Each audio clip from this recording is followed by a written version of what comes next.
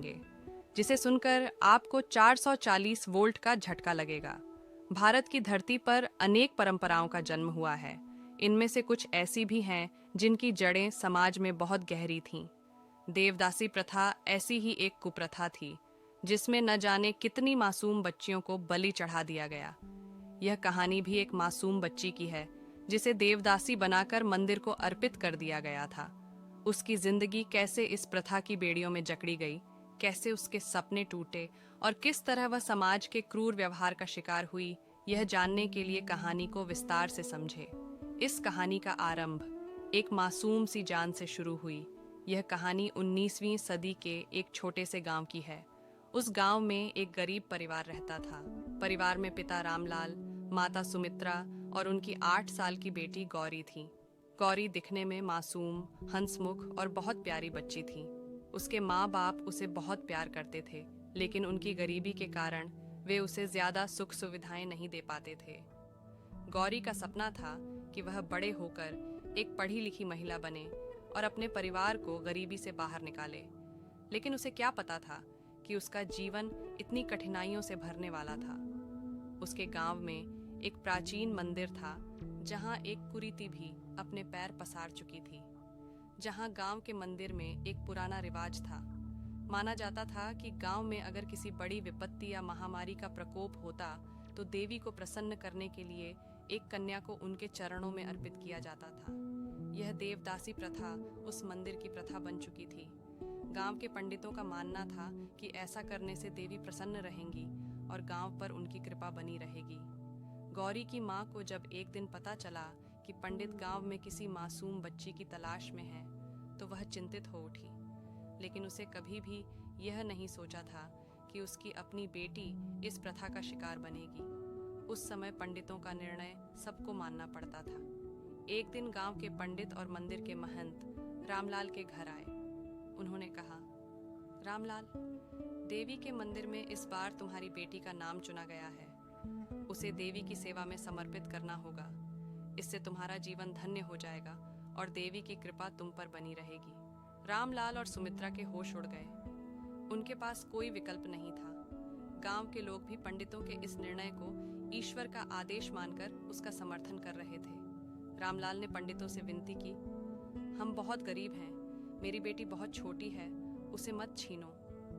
लेकिन पंडितों ने उसकी एक न सुनी। उन्होंने कहा, यह देवी का आदेश है, इसे टाला नहीं जा सकता। अगर तुमने विरोध किया तो इसका परिणाम बहुत बुरा होगा। रामलाल मजबूर था। उसकी आंखों में आंसू थे, लेकिन समाज के डर से उसने अपनी आवाज को दबा लिया और उसने गांव के पंडितों से अपनी बेटी के लिए हाँ कर दी। अगले दिन गौरी को सजा धजाकर मंदिर ले जाया गया। उसके मासूम चेहरे पर न कोई खुशी थी, न ही कोई डर, क्योंकि वह समझ नहीं पा रही थी कि उसके साथ क्या हो रहा है। गांव के लोग मंदिर में इकट्ठा हुए।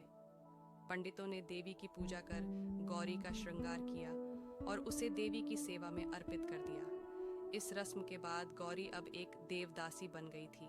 उसे देवी की दासी समझा जाने लगा। गौरी के जीवन की खुशियां मानो उससे छीन ली गई थीं। उसे अब मंदिर में ही रहना था और देवी की पूजा अर्चना में ही अपने दिन बिताने थे। उसके खेल कूद और पढ़ाई के सपने ध्वस्त हो गए थे। उसके मासूम मन में हजारों सवाल उठ रहे थे, लेकिन उसे कोई जवाब देने वाला नहीं था।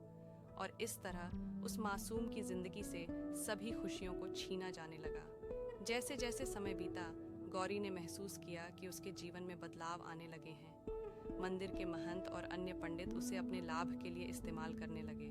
उसकी मासूमियत का शोषण किया जाने लगा। वह न तो अपने माँ बाप से मिल सकती थी, न ही गांव के अन्य बच्चों से। उसका सारा समय देवी की पूजा, मंदिर की सफाई और अन्य कठिन कार्यों में बीतने लगा। धीरे धीरे गौरी को एहसास होने लगा कि उसे एक बंधक बना दिया गया है। वह अब न तो मंदिर से बाहर जा सकती थी और न ही किसी से बात कर सकती थी। उसकी आंखों में हर समय आंसू होते थे।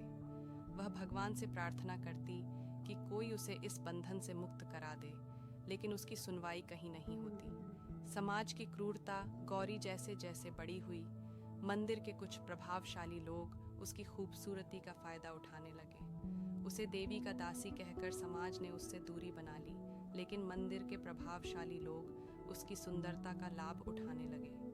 उसकी मासूमियत और उसके अधिकारों का लगातार हनन होता रहा। वह दिन रात मंदिर के कामों में लगी रहती और उसकी हर खुशी को उससे दूर कर दिया गया था।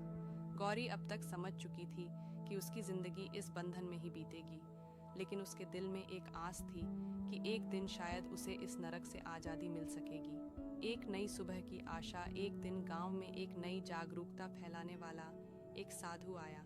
उसने देखा कि मंदिर की यह प्रथा एक प्रकार का सामाजिक शोषण है। उसने गांव वालों को इस कुप्रथा के खिलाफ खड़े होने के लिए प्रोत्साहित किया। साधु ने उन्हें बताया कि ईश्वर किसी भी मासूम बच्ची का शोषण नहीं चाहता। गांव में लोगों ने धीरे धीरे देवदासी प्रथा के खिलाफ अपनी आवाज़ उठानी शुरू की। साधु ने रामलाल और सुमित्रा को भी समझाया कि वे अपनी बेटी को इस शोषण से बाहर निकालें। यह सुनकर रामलाल के भीतर की आत्मा जाग उठी। वह अब अपनी बेटी की आज़ादी की लड़ाई रामलाल ने गांव वालों और साधु के साथ मिलकर मंदिर के खिलाफ आवाज़ उठाई। उन्होंने पंडितों से गौरी को आज़ाद करने की मांग की। यह लड़ाई आसान नहीं थी, लेकिन गांव वालों के समर्थन के कारण पंडितों को अंततः झुकना पड़ा। गौरी को मंदिर से आज़ाद कर दिया गया और वह अपने माँ बाप के पास लौट आई। गौरी के चेहरे पर एक बार फिर मुस्कान लौट आई थी। वह अब अपने सपनों को जीने के लिए आज़ाद थी। उसकी मासूमियत की बेड़ियां टूट चुकी थीं और वह अपने भविष्य की ओर एक नई आशा के साथ देख रही थी। अंत एक नई शुरुआत हुई। गौरी ने समाज की उस जंजीर को तोड़कर खुद को एक नई राह पर चलने का मौका दिया। वह फिर से अपने सपनों को पूरा करने के लिए तैयार थी। उसके साथ हुई ज्यादतियों ने उसे कमजोर नहीं किया, बल्कि उसे और मजबूत बनाया। गौरी की कहानी समाज के उन लोगों के लिए एक प्रेरणा बन गई जो इस प्रथा के खिलाफ आवाज उठाने से डरते थे। इस मासूम बच्ची की दास्तान ने समाज में बदलाव लाने का बीड़ा उठाया और धीरे धीरे देवदासी प्रथा का अंत होने लगा। यदि यह कहानी आपको अच्छी लगे तो वीडियो को लाइक करें और चैनल को सब्सक्राइब करें। बेल आइकॉन वाले बटन को प्रेस करें ताकि सभी वीडियो आप तक पहुंचती रहें। और इस वीडियो को अपने सभी साथियों में शेयर ज़रूर करें ताकि हमें मोटिवेशन मिलता रहे।